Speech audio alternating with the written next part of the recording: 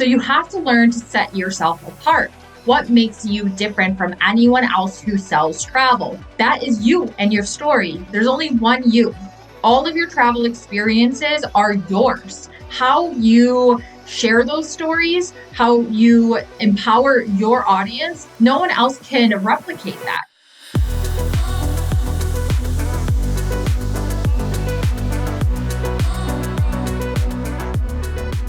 On this episode of the Modern Travel Agent Podcast, I interview Sahara Rose De Vore, who is a wellness travel coach and the founder of the Travel Coach Network. After finishing university and finding herself unhappy with the lack of travel career options, Sahara bought a one-way ticket to Ireland, which led her on a decade-long journey backpacking across 84 countries. Sahara is a TEDx speaker who has been in over 140 media outlets, including Forbes, Travel Weekly, and Condé Nast Traveler.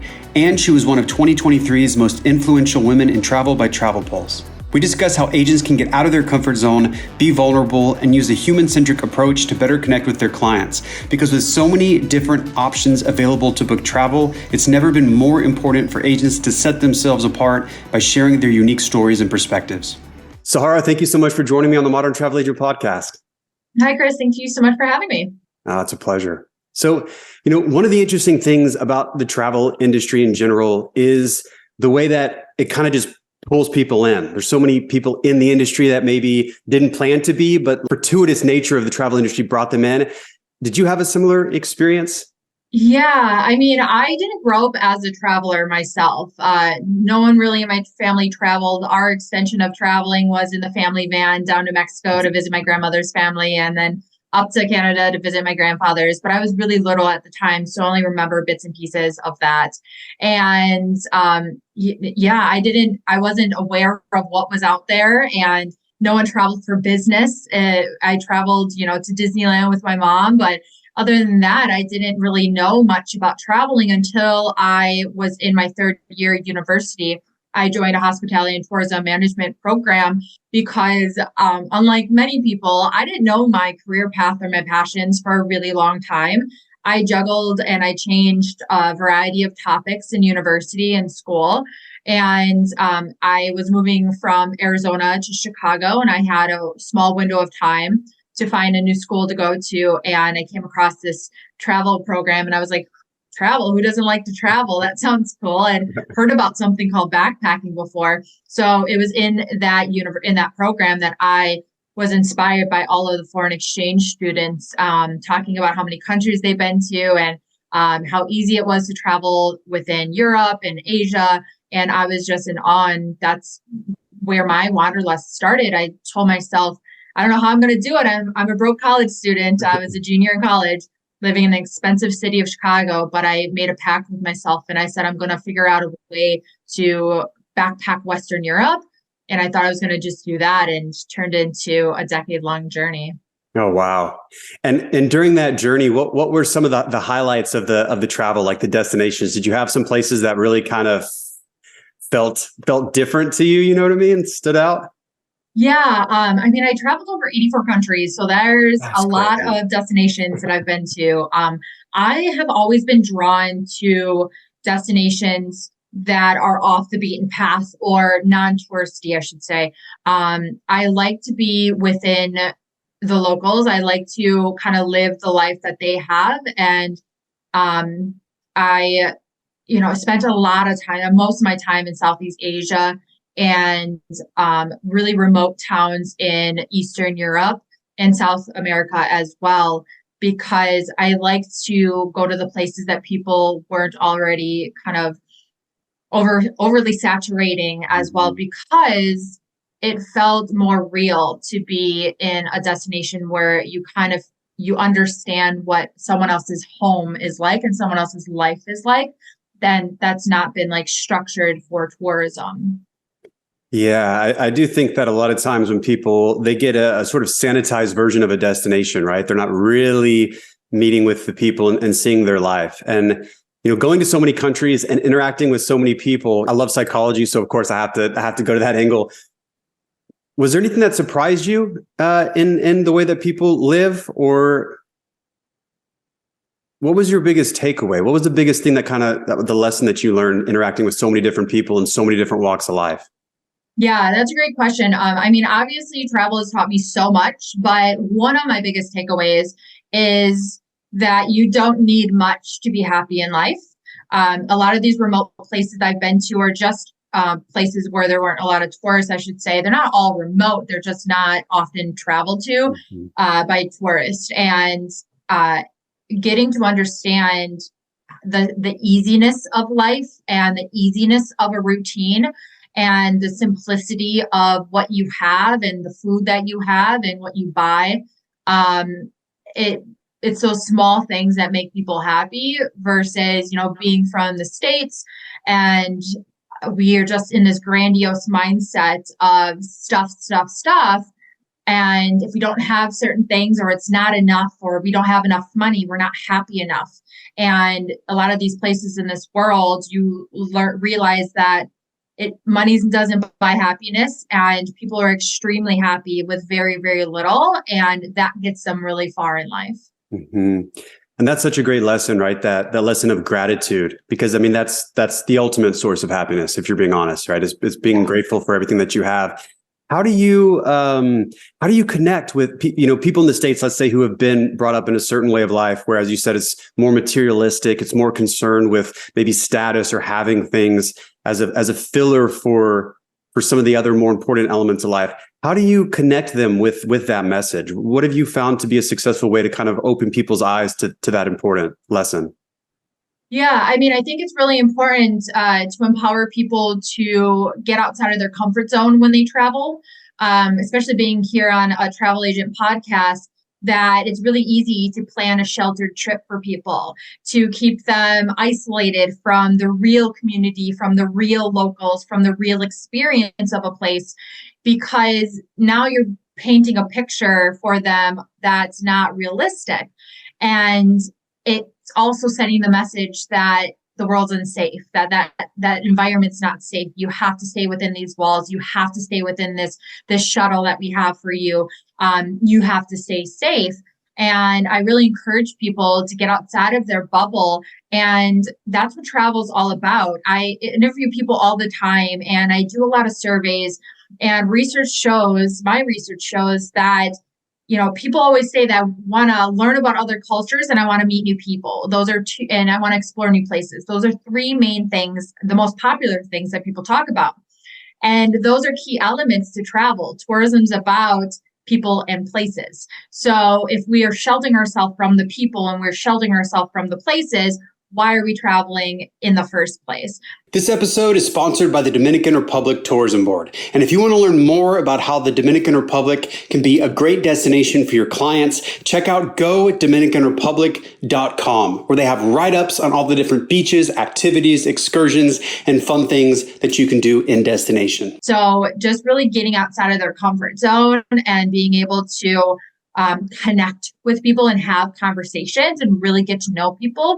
I say that the world would be a lot kinder of a place if everyone traveled just a little bit more.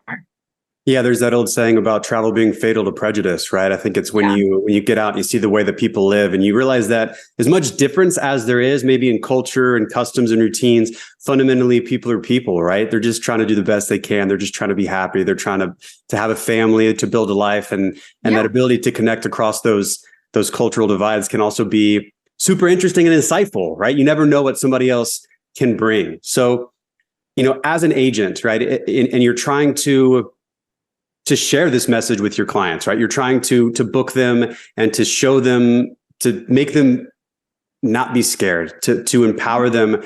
What advice do you have for a travel agent who wants to share this message, who wants to get their clients out and about, but maybe is feeling a little bit of pushback or not sure how to attack that? What would be your recommendation? Yeah. Well, if you're a travel agent in the first place, you probably have a deep love of travel. And if you don't, then you should probably go to another career, because travel is very personal and travel is very emotional. And with that said, with your passion for travel, share your stories, share your perspectives. It makes things so much easier in business to attract your ideal clients, to market yourself, to set yourself apart from others when you share your story and you're not trying to conform to what the industry says. These are the molds that we talk about. This is how we sell travel.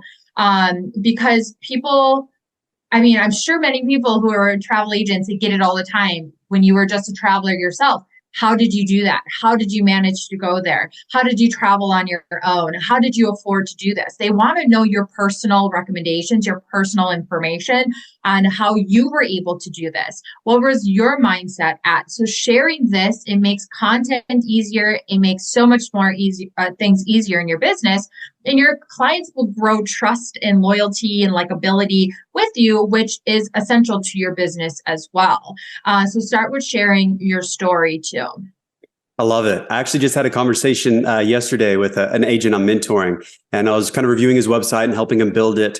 And one of the recommendations I made was like, on this page, you need more you. Right? Like people are buying from you. It's not just the destination, right? You need a little bit about your story and your passion and why this matters to you. And I think that a lot of agents, it's easy to get into selling the destination and not being fully transparent and opening up about what makes us unique and what we have to offer in that perspective.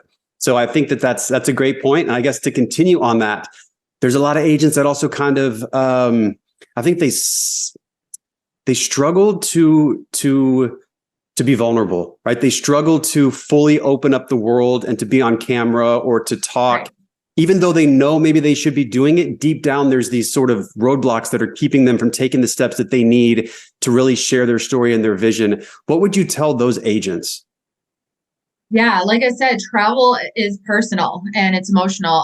That's very common. I hear that a lot, especially in my travel coach network, especially because there's a lot of older demographic that are travel agents or in the travel business who they're not tech savvy, or they're not used to making it about them, or they're not used to, showing up in so many different ways, including video or on social media. But first of all, if you're going to have a business, you have to be known.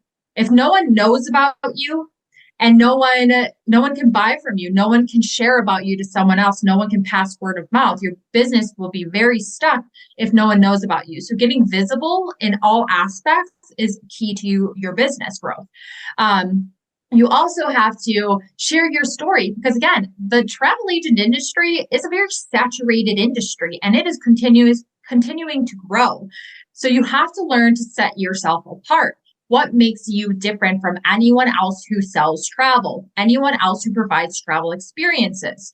So that is you and your story. There's only one you. All of your travel experiences are yours. How you share those stories, how you empower your audience is from you. No one else can replicate that. So you have to grow likability and trust factor in your business, and that starts with being you.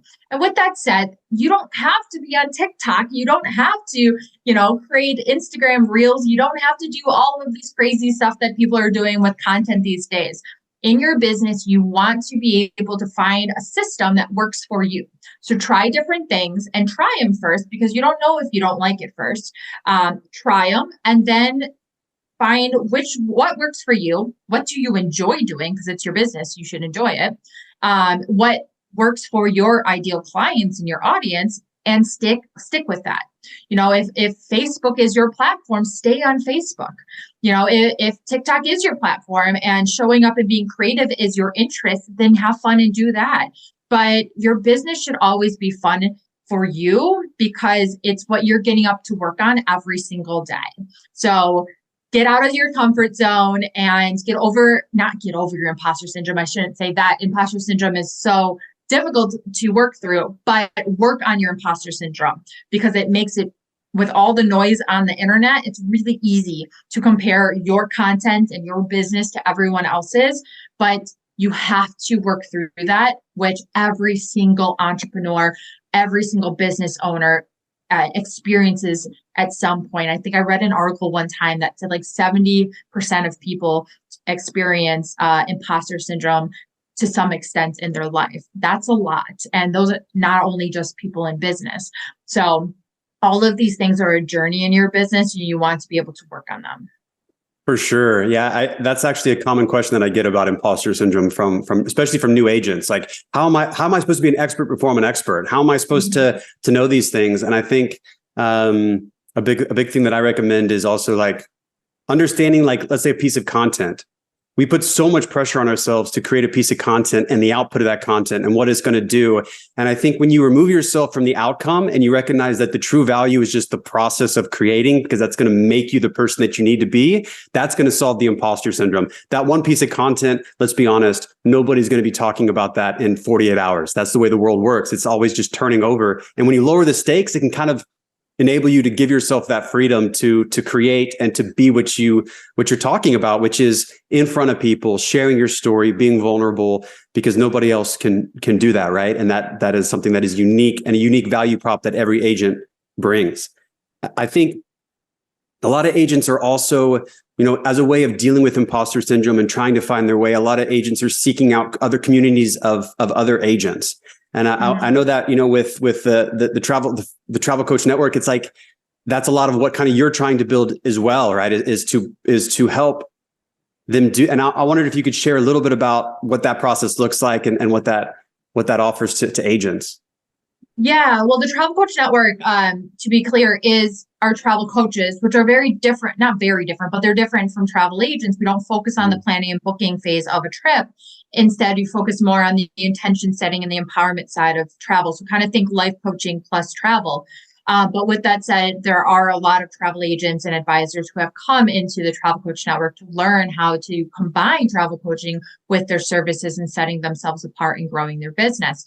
But within the Travel Coach Network, yes, I've noticed that as well. People want that support from others. And especially in a world like travel coaching, which is I started my business, my wellness travel coaching business, because I'm also a wellness travel coach, in 2018, and the Travel Coach Network in 2019. And when I began them, there was little to nothing said about travel coaching. And now our name and travel coaching itself has been in articles like Forbes and CNN Travel and Fodders and all these different publications. So it's growing so much. But yet everyone in any business is trying to find their path and find their way. And they're looking for that accountability. They're looking for that support. They're looking for that feedback and that help. And that's what the Travel Coach Network I aim to do, because I'm learning what everyone else's needs are, just like you're learning from your clients. You see patterns in what they say and ask, and then I'm sure you provide, a blanketed training or information on that, because if one person or two people are asking something, I'm sure others have the same concern or problem or need as well too. Yeah, for sure. And so with the Travel Coach Network, I know you mentioned it's maybe while it's not, let's say, directed towards travel agents, they can obviously take advantage of the value that provides, being with like-minded people trying to connect, I guess, the essence of travel, right? It's not like the logistical side. It's like the driving human element. When you talk about your wellness travel coaching network, like, it is a very similar situation where it's trying to connect the human element to that. Mm-hmm. Everybody talks about the human element and why that's important, but why, with these two big projects, why do you focus so much on that human element? What do you see in that sort of separates from what maybe some other people focus on? Yeah, well, it all started because of, why I turned to travel in the first place. Travel is very healing. We all travel for different reasons. And I noticed that the industry wasn't talking about that. When it came to the marketing, however travel agents sold travel, or how hotels attracted travelers, or how booking platforms attracted, like, all of the marketing and messaging around travel was talking about the features or the services or whatever it might be. They're showing the same pictures and the same, everywhere is being marketed as the same. But when we looked at why us as human beings traveled, when I was just a backpacker for 10 years before I started my businesses, I obviously had tens of thousands of conversations with people in hostels that I met, or people on next to the bus or on the train, or the plane, and talking about why we travel. why we love to travel, why we were backpacking, or talking to people who only had a certain amount of vacation time and they were envious of why I got to travel so much, and business travelers, why they were envious I got to travel, and how they had hoped that they could go to these places and why they wanted to spend time with their family traveling. And there is a human need for travel. It's innate in us. We've always been travelers. And I realized how healing travel was outside of what the wellness travel industry was marketing as well.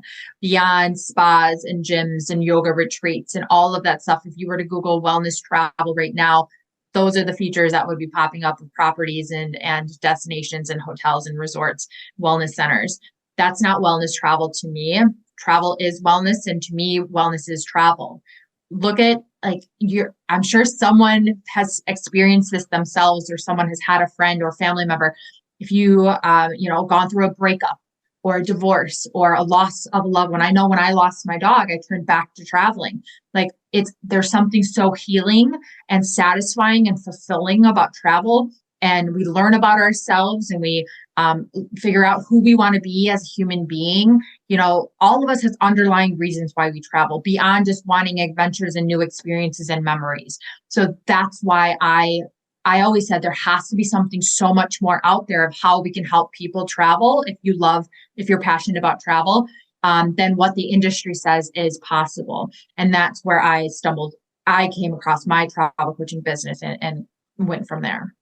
I love it. And I think that's interesting that you talk about sort of the way wellness travel is being marketed and sold. It's like there's a recognition of something very real there, but it's almost like an artificial attempt to get to it, right? It's like, oh, it's this spa treatment. It's these rituals that you're supposed to do, right? It's this cleansing thing, and it's like they're almost there. They're not quite tapping into the full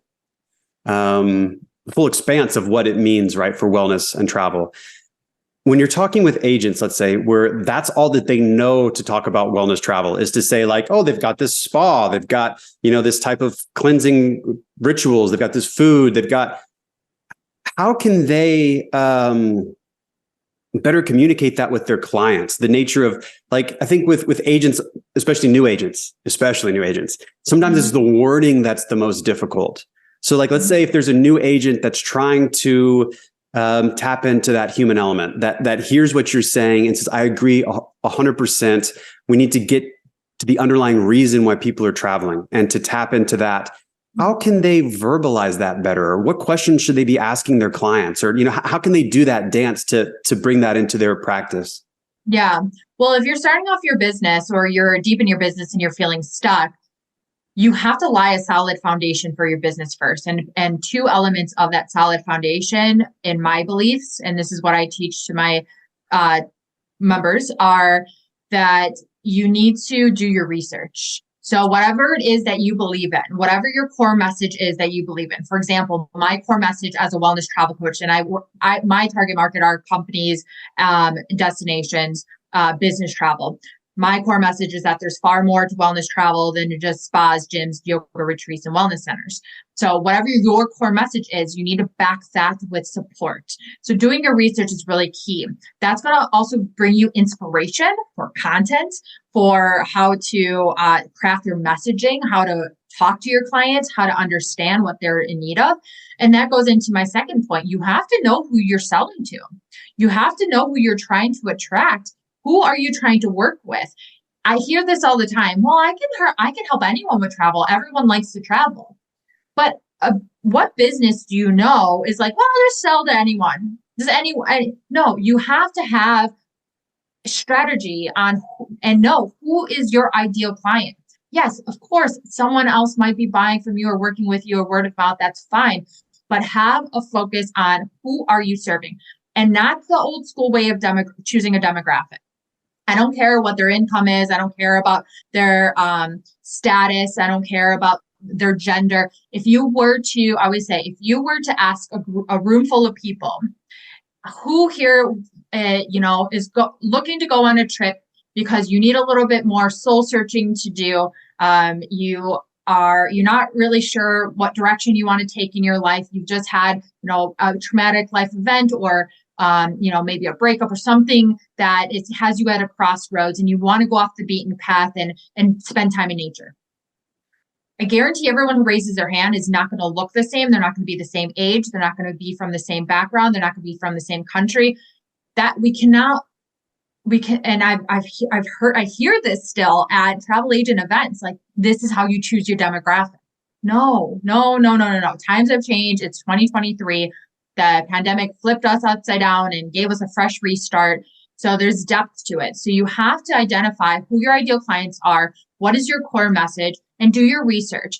Because when you have that clarity, you now can articulate to your clients why they need this experience, why they need to go on this trip. You have to know the pain points of your ideal client. And I know a lot of people don't like that term, pain points, but it really is. What is their underlying need for this trip? Where is that coming from? So asking the right questions, which is where the coaching aspect comes in, asking those right questions that are not about the preferences or their previous experiences or what kind of destination they want to go to. Get to know your clients on a human level, because you are in the travel industry and it's a very humanistic, I don't know if that's a word, humanizing industry. And you need to have that human-centric approach to how you work with people, because it makes business so much easier. I love it. And I think, to go to your example, it's like everybody's searching for something, right? Some people are searching for peace. They're looking for purpose. They're looking for something. And I think that ability to ask the right questions and to connect people, it gets past sort of the facade of just the skin level, the demographic, the stuff that's typically talked about in the nature of targeting and things like that with marketing. And it gets into what's really important. And also, to go back to your point, if something's for everybody, then it's really for nobody in particular, right? The true special, I think, message that agents have is that you're an individual and you're selling to individuals. You're creating opportunities for individuals. You're helping them build memories and experiences. And you have to approach it from a sort of that individualistic perspective that's personal and deeply personal, right? Otherwise, why don't they just go online and book somewhere else, right? Like, what is your unique angle? And so I love that you talk about that and the way that you phrase it. I'm a big believer in that. And so, it's certainly been a pleasure to hear all about your view. I think that you're saying a lot of very important things that need to be said in the industry. And I think there's going to be a lot of agents listening to this that feel the same way. And so I wanted to ask, how do agents learn more about you? How do they keep in touch? How do they learn more about the Travel Coach Network? Where can they find you to make sure that they keep up to date? Yeah, thank you so much for asking. You can find us on the TravelCoachNetwork.com or any of the platforms, Instagram, Facebook, at the Travel Coach Network. And you can find me, myself, at Sahara Rose, the Travel Coach, on the same platforms. Beautiful. Sahara, I appreciate you. It's been a pleasure having you on. Thank you so much, Chris.